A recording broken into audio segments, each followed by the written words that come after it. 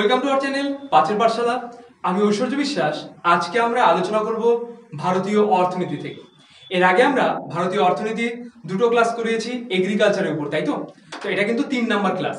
আমি সেকেন্ড ক্লাসটা শেষে বলেছিলাম যে এই 3 নাম্বার ক্লাসে কিন্তু আমরা আলোচনা করব কৃষি সম্পর্কিত যেসব বিপ্লবগুলি রয়েছে সেই বিপ্লবগুলি সম্পর্কে। তো ক্লাস নিয়ে হাজির হয়েছি আমি। এছাড়াও তোমরা যারা আমাদের চ্যানেলে একদমই নতুন আর যারা এখনো জানো না যে আমাদের চ্যানেলে কিন্তু ওয়েবসাইটে কিন্তু প্রত্যেক রবিবার এবং বুধবার, রবিবার করে WEP সকাল 9টা থেকে রাত 9টা, সেটা রেজাল্ট প্রকাশিত হয় রাত 10টায়। আবার বুধবার করে কিন্তু একই রকম ভাবে সকাল 9টা থেকে রাত 9টা, সেটা PSC মিসেলেনিয়াস, সেটাও কিন্তু রেজাল্ট প্রকাশিত হয় রাত 10টায়। অবশ্যই সেই পরীক্ষাগুলো তোমরা দাও, সামনেই মিসেলেনিয়াস পরীক্ষা, তো অবশ্যই পরীক্ষা দাও এবং নিজেকে যাচাই করো। তো আজকের ক্লাসটি চলো শুরু করা যাক। দেখো দেওয়া রয়েছে, আজকে কিন্তু আমরা আলোচনা করব কৃষি সংক্রান্ত বিপ্লব অর্থাৎ রেভলিউশন রিলেটেড টু এগ্রিকালচার সম্পর্কে। তো দেখো প্রথমে কি রয়েছে, সবুজ বিপ্লব। বিপ্লব পড়ব, সবুজ বিপ্লব পড়বো না, এটা তো হয় না, তাই না? আচ্ছা, তাহলে বিপ্লব জিনিসটা কি? এই যে সবুজ বিপ্লব বলো, নীল বিপ্লব বলো, এটা জিনিসটা কি? এটা হলো এমন একটা জিনিস, বলতেই পারি যে স্বাধীনতার পরবর্তীকালে যে সময় আমাদের খাদ্যের চাহিদা আরো বৃদ্ধি পেতে লাগলো, অর্থাৎ জনসংখ্যা বৃদ্ধি পেতে লাগলো, সেই সময়টাতে ভারতীয়রা কিংবা বিদেশি বিজ্ঞানীরা কি চেষ্টা করলো যে কম সংখ্যক জমিতে কিভাবে বেশি সংখ্যক বা বেশি পরিমাণে ফসল ফলানো যায়। তো এর থেকে সবুজ বিপ্লব বা যে কোনো বিপ্লবগুলো চলে আসছে মেইনলি খাদ্যের চাহিদা মেটানোর জন্য, ঠিক আছে? উচ্চ ফলনশীল বীজ আনা হয়েছে মেক্সিকো থেকে, তাই তো? দেখো কি বলা রয়েছে, নতুন প্রযুক্তি ব্যবহারের ফলে, আচ্ছা, নতুন প্রযুক্তি ব্যবহারের ফলে 1966 থেকে 67 সালে কৃষি উৎপাদন, বিশেষত গম উৎপাদনে পরিমাণ অভূতপূর্ব বৃদ্ধি পায়। আচ্ছা, তাহলে এই যে 1966 থেকে 67 সাল, এটাতে মেইনলি সবুজ বিপ্লবের সূচনাকাল। এটা পঞ্চবার্ষিকী পরিকল্পনা, তৃতীয় পঞ্চবার্ষিকী পরিকল্পনা পরে যখন প্ল্যান হলিডে হয়েছিল না 1966 থেকে 69 সালে, সেই সময় কিন্তু এই সবুজ বিপ্লবটা শুরুয়াত হয়েছিল, তাই তো? এখানে দেখো 1966 থেকে 67 সালের কথা বলা রয়েছে, মেইনলি গম উৎপাদন। গম উৎপাদন অনেক বেশি পরিমাণে বৃদ্ধি পেয়েছিল সেই সময়টাতে। দেখো এই বৃদ্ধিকে আমেরিকান বিজ্ঞানী ডক্টর উইলিয়াম গান্ড, কোথাও কোথাও গ্যান্ডে দেখতে পাবে, ঠিক আছে? উইলিয়াম গ্যান্ডে সবুজ বিপ্লব বলে, অর্থাৎ সবুজ বিপ্লব শব্দটি প্রথম ব্যবহার করেন এই উইলিয়াম গান্ড, ঠিক আছে? তো সবুজ বিপ্লব কথাটা বা গ্রিন রেভলিউশন কথার জনক কে? তাহলে উইলিয়াম গান্ডি। গ্রিন রেভলিউশন কথাটা, ঠিক আছে, মনে রাখবে। দেখো এরপর নোবেল জয়ী বিজ্ঞানী উচ্চ ফলনশীল গম বীজের আবিষ্কর্তা। নোবেল জয়ী বিজ্ঞানী তাহলে কে? আবিষ্কর্তা ডক্টর নরম্যান বোরলেগ কে আন্তর্জাতিক ক্ষেত্রে সবুজ বিপ্লবের জনক বলা হয়। আন্তর্জাতিক ক্ষেত্র অর্থাৎ গোটা বিশ্বে সবুজ বিপ্লবের জনক কাকে বলা হবে? তাহলে এই যে নরম্যান বোরলেগকে, ঠিক আছে? এরপরে দেখো এখানে রয়েছে ভারতীয় অর্থনীতিতে সবুজ বিপ্লবের পথ প্রদর্শক হলেন ডক্টর MS স্বামীনাথন, অর্থাৎ ভারতীয়দের ক্ষেত্রে ভারতের সবুজ বিপ্লবের জনক কে? MS স্বামীনাথন। দেখো আচ্ছা, তাহলে আমরা এখান থেকে বেশ কিছু তথ্য পেলাম যে সবুজ বিপ্লব শব্দটি প্রথম কে ব্যবহার করেছেন, গোটা বিশ্বে সবুজ বিপ্লবের জনক নামে কে পরিচিত, এমনকি ভারতীয় সবুজ বিপ্লবের জনক কে, তাই তো? সবুজ বিপ্লবটা ওই যে বললাম তৃতীয় পঞ্চবার্ষিকী পরিকল্পনার পরে কিন্তু এটা হয়েছিল, কারণ আমরা দেখেছিলাম প্রথম পঞ্চবার্ষিকী পরিকল্পনার সময় কৃষি আর সেচ ব্যবস্থার উন্নতির কথা বলা ছিল, দ্বিতীয় পঞ্চবার্ষিকী পরিকল্পনার সময় কিন্তু ভারী শিল্পের উন্নতির কথা বলা ছিল, তাই তো? এই সময়টাতে কিন্তু কৃষিকে খুব একটা গুরুত্ব দেওয়া হয়নি, সেই জন্য কৃষির কিন্তু উন্নতি হয়নি। তৃতীয়টাতে আবার কৃষি প্লাস ভারী শিল্প দুটাকে সমান গুরুত্ব দেওয়া হয়েছে, এর ফলেই কিন্তু এই সবুজ বিপ্লবের মতন এই ঘটনাগুলো ঘটতে থাকে, এমনকি উচ্চ ফলনশীল বীজ আনা হয় আর সমস্ত দিক থেকে কৃষির উন্নতি হতে থাকে। এরপরে দেখো শ্বেত বিপ্লব। শ্বেত বিপ্লব বা হোয়াইট রেভলিউশন এর সময়কাল 1970 থেকে 96 সাল। সংশ্লিষ্ট ক্ষেত্র এটা কি দুগ্ধ ও দুগ্ধজাত দ্রব্য উৎপাদন, অর্থাৎ দুধ এবং দুধের সঙ্গে দুধ রিলেটেড যে দ্রব্যগুলো হয়, দুধ থেকে যে সমস্ত দ্রব্যগুলো হয় সেগুলোর উৎপাদন বৃদ্ধি, এটাই মেইনলি শ্বেত বিপ্লবের সঙ্গে সম্পর্কযুক্ত। শ্বেত বিপ্লবের জনক কিন্তু কে?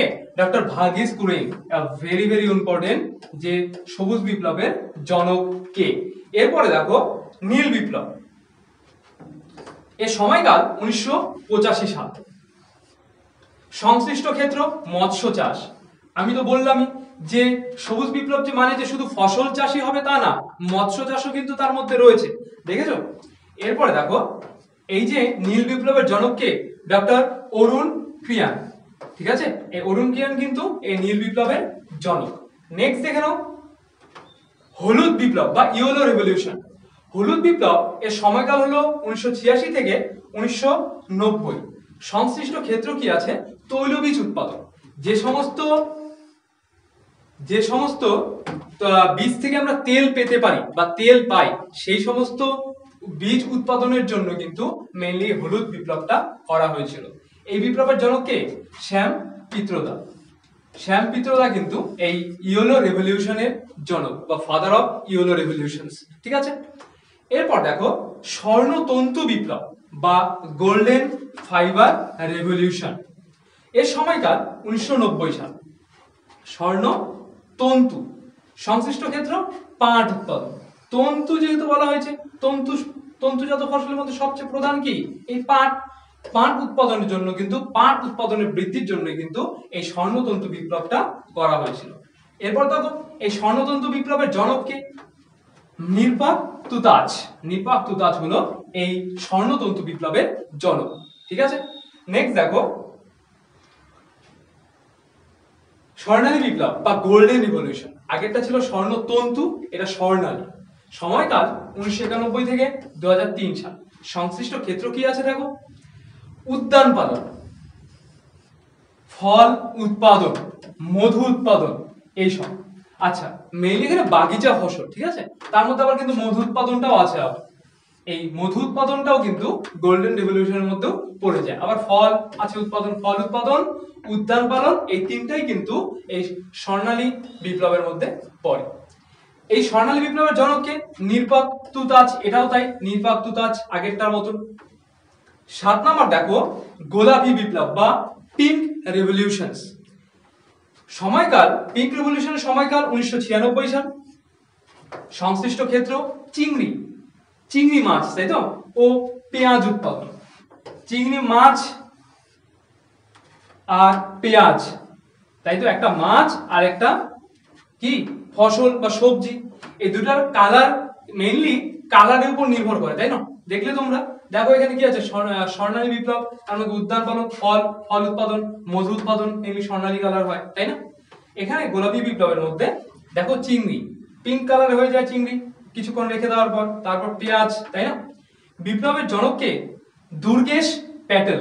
এই দুর্গেশ প্যাটেল ইনি কিন্তু গোলাপি বিপ্লবের জনক, ঠিক আছে? Father of pink revolutions. দেখো 8 নম্বর কি রয়েছে? রূপলি বিপ্লব। সোনালী বললাম, সোনালী তন্তু বললাম, এবার দেখো কি আছে? রূপলি বিপ্লব। রূপলি বিপ্লবের কিন্তু সময়কাল কত? দেখো 1969 থেকে 78 সাল। সংশ্লিষ্ট ক্ষেত্র কি আছে? ডিম উৎপাদন। কিন্তু আগের অনুযায়ী হলে তো ডিমটা হওয়ার কথা ছিল না, ডিমটা তো হোয়াইটের মধ্যে পড়ে না, কিন্তু এটা দেখো এটা কিন্তু আছে কি রূপলি। আদৌ কি ডিমের কালার রূপলি? রূপলি তো না, কিন্তু বলা রয়েছে এটা রূপলি বিপ্লবের মধ্যে পড়ে ডিম উৎপাদনটা। বিপ্লবের জনক ইন্দিরা গান্ধী। সরি, এটা কিন্তু জনক না, জননী, ঠিক আছে? এই যে রূপলি বিপ্লবের জননী কে? ইন্দিরা গান্ধী। এটা ভেরি ভেরি ইম্পর্টেন্ট। সবগুলো জনকের মাঝখানে এই একজন কিন্তু জননী জননী আছে, ঠিক আছে? বিপ্লবের জননী ইন্দিরা গান্ধী। 9 নাম্বার, আর আজকে এটাই শেষ, চিরসবুজ বিপ্লব বা এভারগ্রিন রেভলিউশন। এর সময়কাল 2017 থেকে 2022। সংশ্লিষ্ট ক্ষেত্র হলো কৃষি উৎপাদন বৃদ্ধি। এখানে শুধুমাত্র একটা কিছুর কথা বলা হয়নি, যেহেতু দেখো বলা আছে চিরসবুজ বিপ্লব, সমস্ত কৃষিজাত যত ফসল হয়, সমস্ত ফসলেরই কৃষি উৎপাদন বা সমস্ত ফসল উৎপাদন বৃদ্ধি করাই হলো এই চিরসবুজ বিপ্লবের উদ্দেশ্য বা লক্ষ্য বলতে পারো। সংশ্লিষ্ট ক্ষেত্রটা দেখলাম, বিপ্লবের জনক কে? Doctor M S. স্বামীনাথন, তাই তো? যে কিনা আমাদের সবুজ বিপ্লবের, ভারতীয় সবুজ বিপ্লবের জনক কে? এম.এস. স্বামীনাথন। এই এম.এস. স্বামীনাথনই আবার এই চিরসবুজ বিপ্লবেরও জনক। তো আজকে এই পর্যন্তই। ভিডিওটি কেমন লাগলো অবশ্যই কমেন্টসে জানাবে। কোথাও যদি বুঝতে অসুবিধা হয় বা কোথাও কোনো রকম সমস্যা থাকে তাও কমেন্টসে জানাবে, আমরা অবশ্যই তা সলভ করে দেবো। ভিডিওটি ভালো লাগলে লাইক করবে, শেয়ার করবে এবং যাদের প্রয়োজন তাদের কাছে নিজ দায়িত্বে পৌঁছে দেবে। ভিডিও শেষ পর্যন্ত দেখার জন্য ধন্যবাদ। দেখা হচ্ছে আগামী নতুন কোনো ভিডিওতে।